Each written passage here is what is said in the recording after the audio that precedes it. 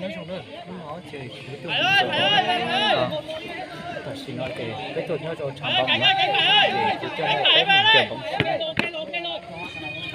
nó chỉ có cởi giờ bóng bây giờ thi bóng rồi giờ đò lấy cho vào hai hành nhất cho được khó này Ok anh. Về bỏ về. ok sẽ cho anh chạy nó nó mà chỉ rất là chạm bóng nữa hành tiệt tiệt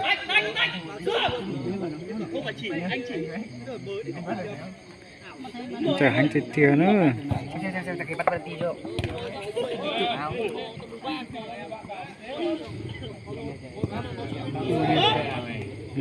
sân chỉ mang cả kia rồi à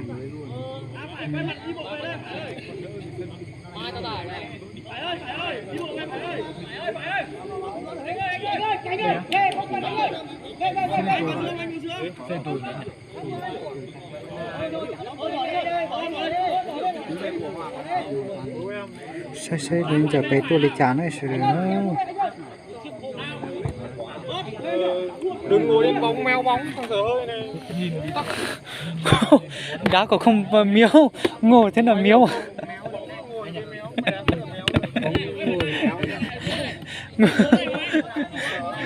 ngồi miếu bóng Khởi động ấy, con cháu khởi động ấy.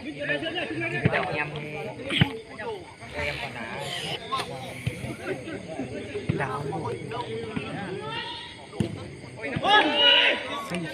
kìa nó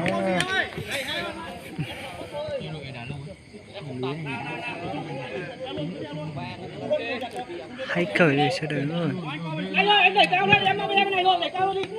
Cứ đẩy cao lên xem em đẩy được không đẩy.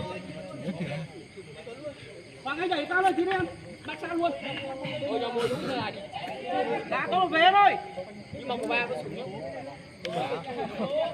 Anh. Theo luôn Trinh. Tay rồi. Đứng đi người. Cao thế. Bỏ lên em ơi.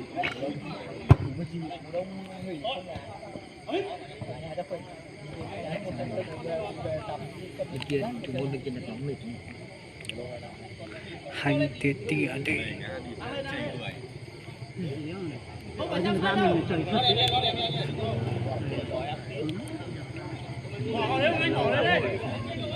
sẽ lên trời tôi trả thêm cả nữa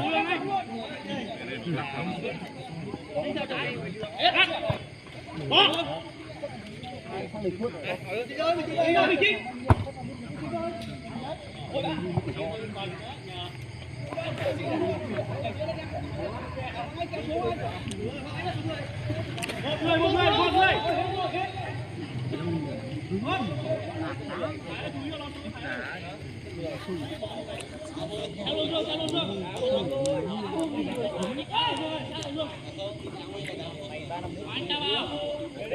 Anh chưa quả này mà không làm cái gì nữa.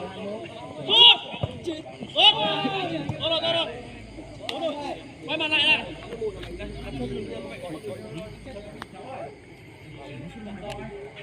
Đúng rồi đấy. Đi thôi, không phải ơi. Hết cửa thôi. Thôi. Đi vào.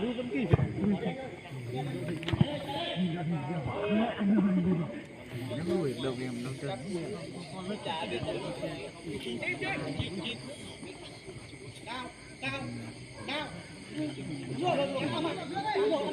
tao bị tay